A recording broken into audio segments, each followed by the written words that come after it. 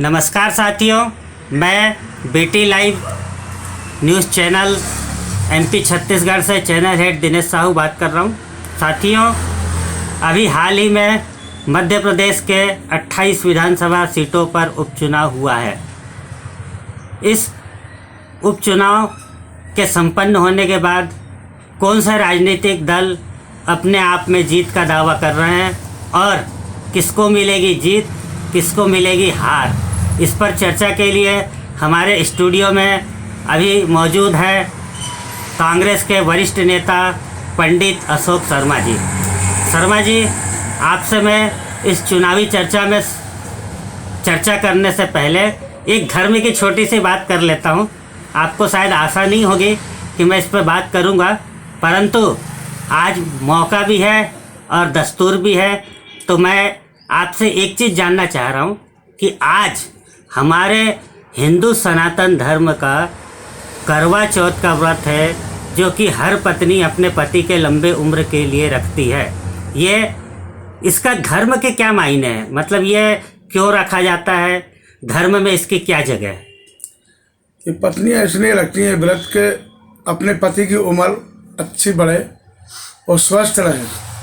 खास तौर पे सुहागन पत्नियाँ रखती हैं और सुहागन औरतें इसको व्रत को करती हैं। इससे यह होता है कि सुहाग की उम्र लंबी होती है। धर्म से इसका क्या अर्थ है?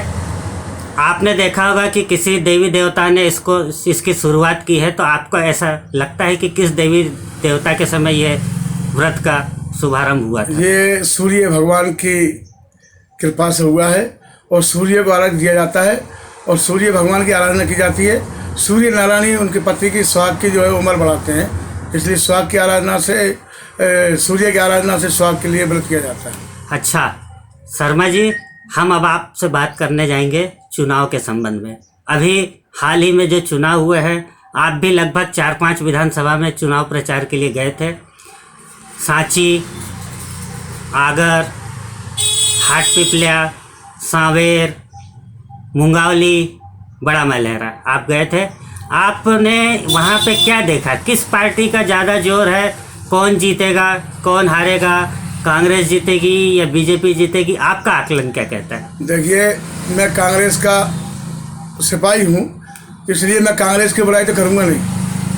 जब आप कांग्रेस वालों से पूछेंगे तो कांग्रेस वाले अपनी तारीफ करेंगे, लेकिन ये सत्य है, असत्य की कोई जगह नहीं है इसमें कि 101% अपन लोग जीत रहे हैं हम। और क्या है, 18-19 सीटें कांग्रेस की आ रही हैं मध्य प्रदेश में, इसमें कोई शक नहीं करना चाहिए।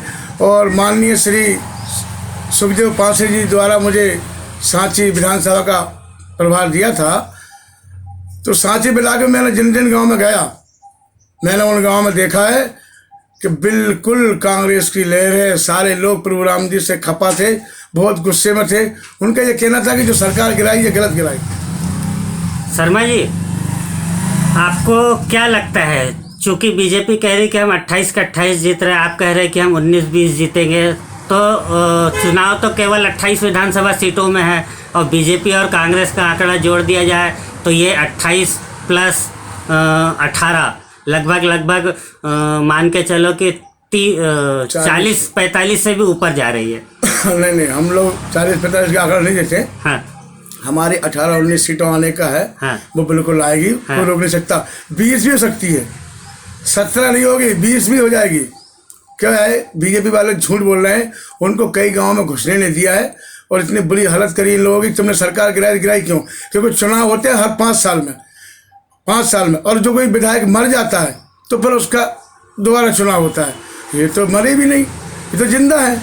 जिंदा होने के बाद जो लोग कह रहे हैं तो बिके हुए लोग थे, तो बिके हुए जवाब देना पड़ेगा। क्योंकि प्रजातंत्र में अगर ये काम चालू हो गया तो फिर ये तो हर आदमी जीतेगा और पैसा लेगा और अपना जो है पार्टी बदल देगा। मीडिया में इस बात की चर्चा है कि जो आप आरोप लगा रहे हैं कि विधायक बिक गए, लेकिन आपके पास सबूत नहीं है, जनता इस बात को कैसे मानेगी? बगैर बिके कोई नहीं जाता। किसकी जा रही कि मंत्री के पद छोड़ के, विधायक पद छोड़ के और वो बीजेपी में चला जाए, जिन्होंने 20 साल राजनीति करी, 30 साल राजनीति करी है कांग्रेस में, और वो चले जाएंगे भाजपा में, बिना पैसे हो जाएंगे। और फिर उन्होंने आरोप हमने लगाया तो उन्होंने कुछ कहा क्या? कोई जवाब देते कि नहीं हमने पैसा नहीं लिया है। अरे उनने पैसा लिया है भैया, और पैसा बोरी भर के लिया है, अच्छा पैसा लिया है, जब भी तो भाजपा में गए। शर्मा जी एक बात बताइए, हर चुनाव के बाद आप लोग ईवीएम पर ठिकरा फोड़ते हैं कि ईवीएम पे छेड़खानी हुई है, तो इस बार भी ऐसा लगता है कि ईवीएम के साथ कोई बीजेपी छेड़खानी करेगी या कर पाएगी? देखो ईवीएम की तो सत्यता है, ये ईवीएम मशीन ऐसी है, इलेक्ट्रिक मशीन है, इलेक्ट्रिक कांटा होता है, इलेक्ट्रिक जो भी चीज़ होती है उसमें चिप्स लग जाती है, उसमें कुछ ना कुछ कर सकते हैं कारस्तानी। और हम लोगों ने 2018 में जब उसकी रखवाली करी तो भाजपा बुरी तरह हारी। अभी मैं सबसे कहता हूँ जितने भी प्रत्याशी हैं अपनी अपनी मशीनों की रक्षा करें, कलेक्ट्रेट में जाकर के बैठें, क्योंकि इनका कोई भरोसा नहीं है। मशीन में छिड़कानी होना कोई बड़ी बात नहीं है। हम तो कह रहे हैं आप तो बैलेट पेपर चुनाव करवाइए ना, लेकिन ये मानते ही नहीं है। अच्छा, ईवीएम मशीन में छेड़खानी सत्ता पक्ष के जो पार्टी होती है उसके लिए आसान होता है कि सभी कर सकते हैं? आपका क्या कहना है? सत्ता पक्ष, क्योंकि उनके हैंडओवर कलेक्टर सभी लोग रहते हैं, और सत्ता पक्ष ही कुछ ना कुछ कर सकती है। विपक्ष क्या करेगा? विपक्ष की सुनता कौन है?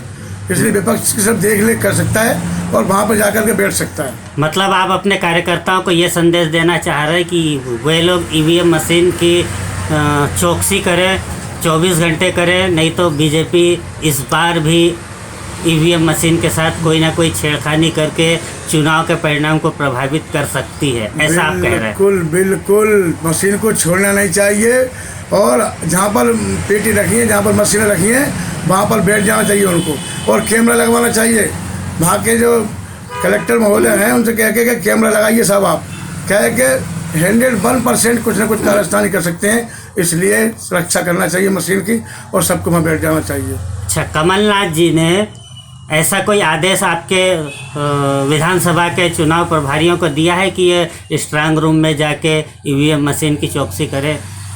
नहीं, ऐसा आदेश तो नहीं दिया है, लेकिन सबको सचेत करा है कि देखिए मशीनों में कोई भी भरोसा नहीं है, कुछ भी हो सकता है। ये 7 दिन का समय है अभी, इसलिए 7 दिन हमको रक्षा करना है मशीन की।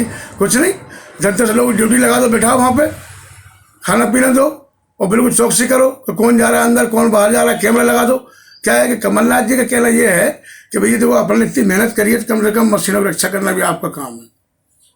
शर्मा जी एक बात और बताइए कि पूरे चुनाव में भाजपा आरोप लगाते रहती है, और मीडिया के लोगों ने भी इस चीज़ को बहुत कवरेज किया कि पूरे 28 विधानसभा चुनाव में आपके केंद्रीय नेतृत्व कहीं नहीं दिखा, केवल कमलनाथ जी वन मैन शो बने रहे। इसका क्या कारण है, मैं आपसे जानना चाहता हूँ। केंद्र का इसमें कोई रोल ही नहीं है, केंद्र का क्या काम है इसमें? तो मध्य प्रदेश की राजनीति में कौन देख रहा है? कमलनाथ जी, इधर शिवराज जी, तो वहाँ केंद्र का काम ही नहीं है। क्या मोदी आए क्या चुनाव प्रचार करने? नहीं आया ना, तो राहुल गांधी का आने की जरूरत क्या है? नहीं, आपके इस जवाब से मैं सहमत नहीं हूँ, क्योंकि भाजपा के केंद्र के नेता, केंद्रीय मंत्री भी आए, नरेंद्र सिंह तोमर जी आए, सुदर्शन जी आए, कई केंद्र के नेता आए, उमा भारती जी आई, और उन्होंने मध्य प्रदेश में चुनाव प्रचार किया, पर आपकी पार्टी से ऐसा कोई केंद्र का नेता नहीं आया, नंबर 1। नंबर 2, राहुल प्रियंका जी का स्टार प्रचारकों में नाम था,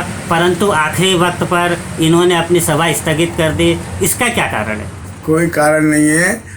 अगर तोमर साहब आए, उमा भारती जी आई, तो ये लोकल लोग हैं, ये मध्य प्रदेश के बारे में कुछ जानती हैं भाई, इनको जमीनी कार्यकर्ता यहीं से नहीं है।